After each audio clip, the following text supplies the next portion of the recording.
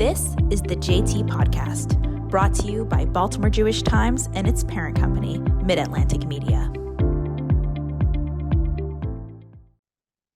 All right. Hi, my name is Jillian Diamond. I'm a staff writer for the Baltimore Jewish Times. I'm here today with Dena Robinson, a civil rights attorney, co-runner of Radical Roots DEI consultancy, and a board member of the Jews of Color Initiative. Dena, thanks so much for being here with me today. Thank you for having me. So first of all, I was hoping you could introduce yourself to our Baltimore Jewish Times readers who might not be familiar with you and your work. Yes, absolutely. Hi, Baltimore Jewish Times readers. It's a pleasure to be in your company. My name is Dena Robinson. I am a Black, queer, Jewish, first-generation American. As Jillian mentioned, I am a civil rights attorney. I practice enforcing Title VII, the federal anti-discrimination statute.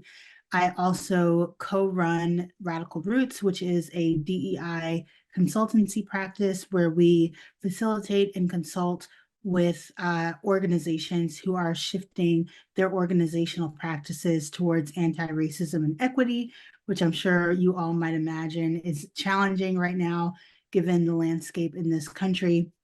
I'm a former educator, and I serve on multiple nonprofit boards, including the Public Justice Center, which some of you may be familiar with, the Jews of Color Initiative. I'm also really involved with my undergrad, and I'm happy to be here. And I'm also a member of Haninu in Baltimore. You've offered legal services for many different organizations over the years, including the National Women's Law Center, National Association of the Deaf, and the Southern Poverty Law Center. Which position that you've held has had the greatest impact on you, in your opinion? That's a great question. I would say working at the Southern Poverty Law Center my 2L summer. So I did it the summer after my second year of law school. I was in Jackson, Mississippi. It was my first time being so far south in the US. I was really scared to go. And I consider that to be a transformative experience for me because it changed the way that I view our country's criminal legal system. And I'm specifically not calling it a criminal justice system because of the ways in which Black and Brown people have been so disenfranchised. But before that experience, I didn't necessarily have the most progressive views when it came to prison abolition or the plight of inmates, and being in Mississippi that specific summer really changed the game for me. From there, how did you get involved in the diversity, equity, and inclusion field? I have been doing DEI consulting since 2015. I had gone on a trip to Israel through Reality Israel, which was a trip funded by the Schusterman Family Foundation that was offered to Teach for America Corps members. And at the time, I was a Teach for America Corps member here in Baltimore. Went on the trip to Israel, and a couple of years later, met my consulting partner who'd also gone on a similar trip through the Schusterman Foundation at a reunion for all of these TRIP alumni.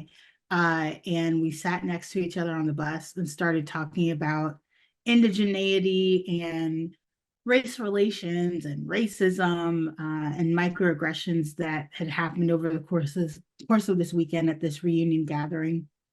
And by the time we got off of that bus ride, we decided that we were going to come together and design a learning experience for the people in that community about race, racism, and Tikkun Olam. So that's really the seed that started what is now Radical Roots.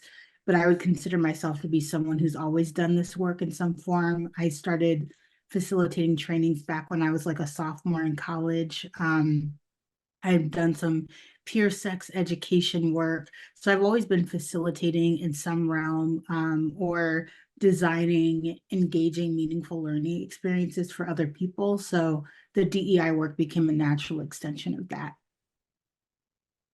So tell me about your involvement in the local Jewish community. My involvement in the local Jewish community. Well, before Hanenu, came to Baltimore through Rabbi Ariana.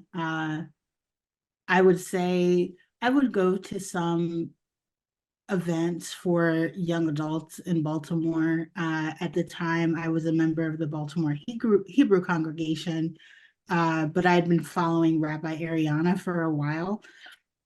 And when I heard, excuse me, that she was coming to Baltimore, I met with her one of the first weekends that she was here, and I was like, I really want to be involved in Hinenu. And so I've been involved in Hinenu since then in varying ways. At the same time, I was also getting ready to graduate from law school and studying for the bar. So like my availability was a little limited, but I would go to Hinenu events when I could. I know Harriet very well. She's also a fellow Hinenu member. And so we've done some work in the Baltimore community around Jews of color and organizing us. But I would say most of my work has been with JOCs or the Jewish community in either the DMV area broadly or nationally. So Radical Roots has offered DEI counseling to a couple of different Jewish organizations like BBYO and Avoda. So how do you approach the subject from a Jewish perspective? So from a Jewish perspective, I'll use Avoda as an example. So I used to do their new core member training for the DC core, since it's basically in our backyard. And when I did those trainings in the past, I did not shift what I was doing all that drastically. I mean, I would talk about Ashka normativity, and for those who don't know what that means, it's just the general presumption that we sometimes have in the Jewish community that being Jewish means that you're Ashkenazi, and not all Jews are Ashkenazi. And so I would talk about that sometimes. And I would always start off with what I would consider to be our signature workshop, which is the history of race, racism, and white supremacy in the United States. And in exploring that, I would talk often about, as a Black Jew, my experiences with Judaism and the fact that, historically, there came a certain point when Jews, Italians became white. And I'll say specifically white Jews and Italians became white. So we would explore that. Granted, back when I was doing those trainings, we weren't in the same, we weren't having the same struggles that we're having right now with an increase in anti-Semitism. Of course, there was stuff going on with Gaza at that time too, but not like it is right now, So if I were doing that same training today, it would definitely look pretty different. But I had people explore their Ashken normativity, talk about their experiences within Judaism, because we were trying to make it such that Jews of color who came into those spaces felt welcomed and included. And that hasn't always been my experience in Jewish institutions. And I know that's true for many other Jews of color as well. So that's the work that we were doing within Jewish organizations broadly. How would you say that your identity as a Black Jewish woman affects the work you do?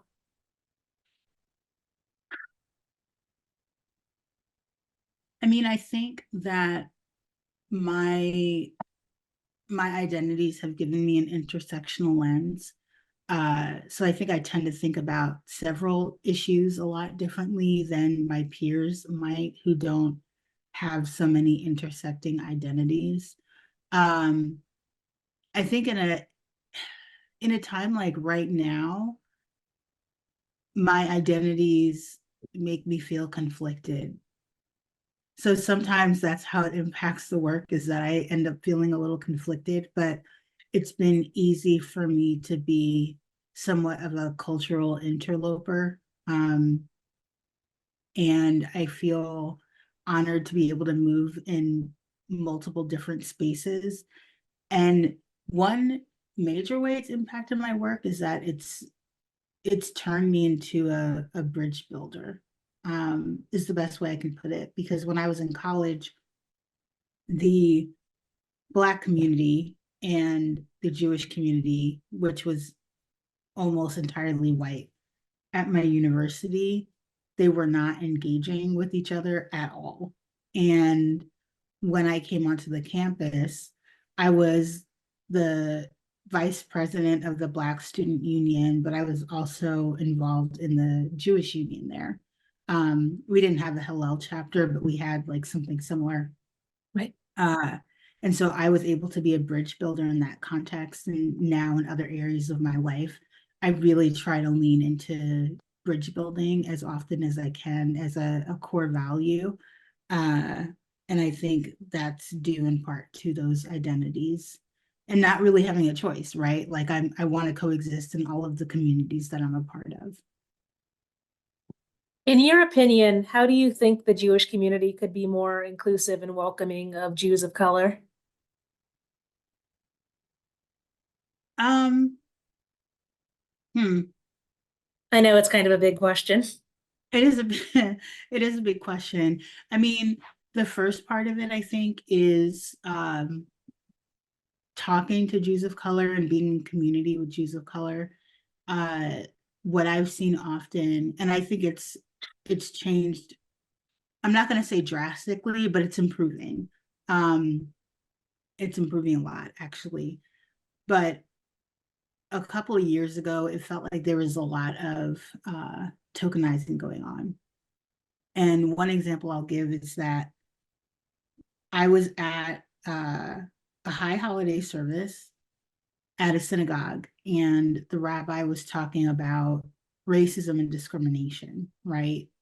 And the role that the synagogue had played during the civil rights movement with helping Black families that were trying to enter neighborhoods that had racially restrictive covenants. And it upset me because at the time that the rabbi was giving this sermon, it was to a probably 99.9% white congregation. And then there was me and one other Black person. That was it. There was no other people of color in the congregation.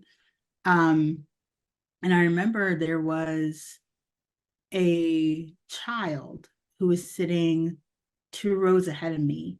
And every time the rabbi said the word Black, the child would turn and just stare at me hard, like really stare at me. And that was actually the last time that I went to that synagogue. That was the experience that turned me off from going there. And when I left, like nobody reached out to be like, what was your experience? And so I think some of it is just if an organization or a synagogue has a person of color, checking in with them to make sure that they're supported, actually meaningfully trying to recruit more people of color into that community in a way that's not tokenizing and isolating. And I imagine that it's hard because there's not, the JOC community is sizable, but obviously comparatively, there's not as many JOCs as there are white Jewish people.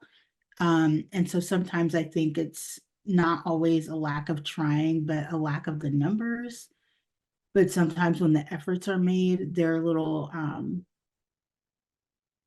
surface level and not as meaningful as they could be. So I would just try to co-create spaces with Jews of color or provide funding for Jews of color to be in community with each other.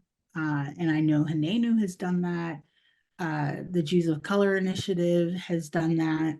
And that's really important for us too. So it's hard. I think there's multiple solutions, but it's obviously a big problem, but I think it starts with the changing the culture so that it actually feels more welcoming. Yeah, of course. Well, Dena, thank you so much for your time today and being our guest. Our Baltimore Jewish Times readers really appreciate this. No problem. Thank you for having me, Jillian. Of course, and thank you everyone for tuning in.